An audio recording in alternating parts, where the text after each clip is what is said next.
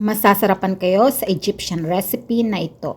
Kofta with patatas. Kakailanganin natin ng 2 medium na patatas, hiwain katulad ng nakikita sa video.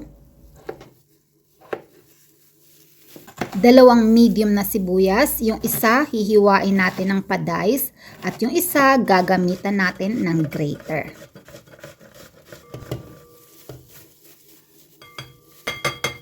Ang katas ng sibuyas ay sagabal sa paggawa ng meatballs, kaya tanggalin natin ito pero wag natin masyadong gawing dry.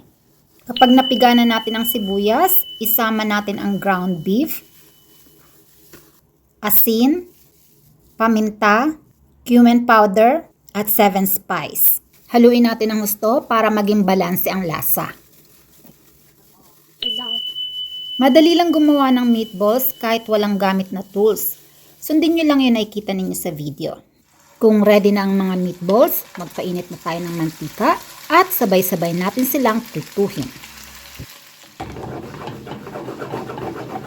Kung medyo golden brown na ang kulay, pwede na natin silang hanguin at pansamantalang itabi. Kung masyadong marami ang natirang mantika, bawasan natin ito. At sa parehong kawali, igisa natin ang sibuyas hanggang sa lumambot. Tapos idagdag natin ang 4 hanggang 5 tablespoons ng tomato paste. Haluan din natin ng 1 teaspoon na asin, 1/4 teaspoon na paminta at 2 bay leaves. Dahan-dahan nating haluin hanggang sa kumulo, saka natin idagdag ang tubig at ang bawang. Kung meron kayong palayok at oven, ipagsama-sama ninyo ang lahat ng ingredients at i-bake ninyo sa oven.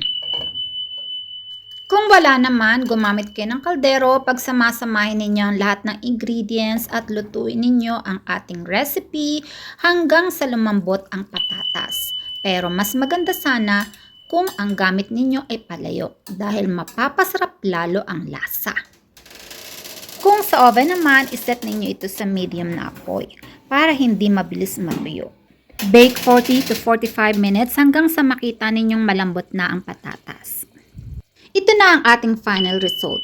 Pwede ninyo itong dagdagan ng long green chili pepper kung mahilig kayo sa maanghang. Masarap itong i-partner sa kanin or round bread. Tara, kain na! Enjoy!